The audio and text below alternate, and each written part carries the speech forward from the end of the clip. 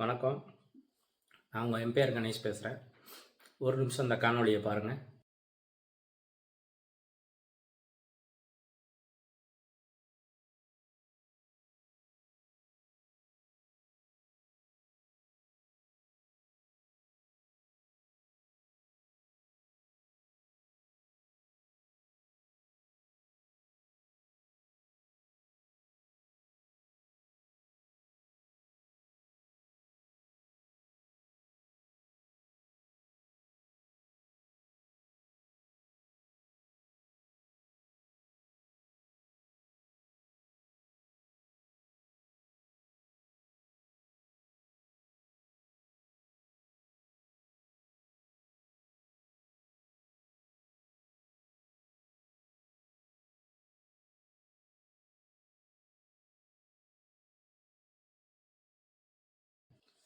பார்த்துட்டிங்களா?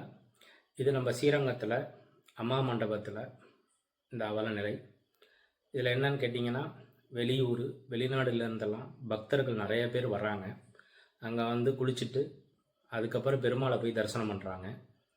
இந்த குளிக்கிறவங்க சொன்ன ப்ராப்ளம் தான் இதெல்லாம். இதை நாங்கள் வந்து வீடியோ எடுத்தோம். இது வந்து பார்த்திங்கன்னா அழுக்கு துணிகள், அடுத்து வந்து பார்த்தா இறந்தவர்கள் அஸ்தியை கரைக்கிறேன்னு சொல்லி அப்படியே போட்டு உடச்சிட்றது அங்கேயே. அதனால் அந்த பானை, அதில் அந்த எலும்புகள், அடுத்தது வந்து பார்த்திங்கன்னா குப்பைகள், இந்த பூவெல்லாம் போட்டு செய்கிறேன்னு சொல்லி குப்பைகள். ரெண்டாவது அங்கே சாஸ்திரம் படித்தவங்கள்ட்ட போய் தர்ப்பணம் பண்ணுறாங்க. அவங்களும் இந்த குப்பைகளை கொண்டு போய் இங்கே போடுறதா கேள்விப்பட்டேன்.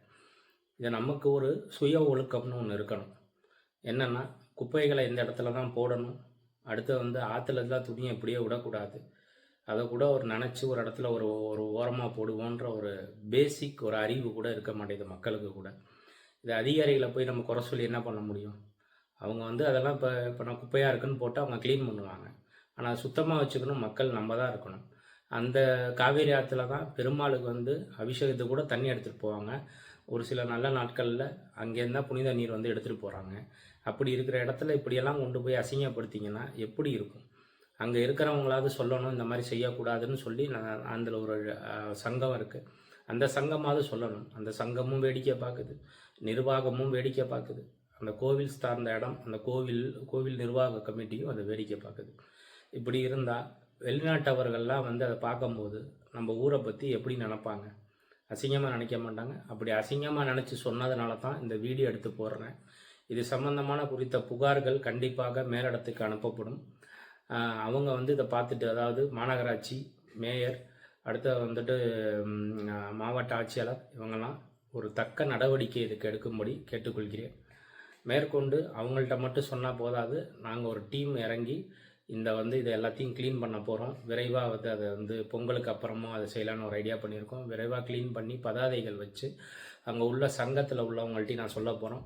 இந்த மாதிரி எக்காரணத்தை கொண்டு இனிமேல் வந்து இந்த மாதிரி விஷயங்கள்லாம் செய்யாதீங்க. அப்படி செஞ்சீங்கன்னா ஒரு ஓரமாக செய்யுங்க.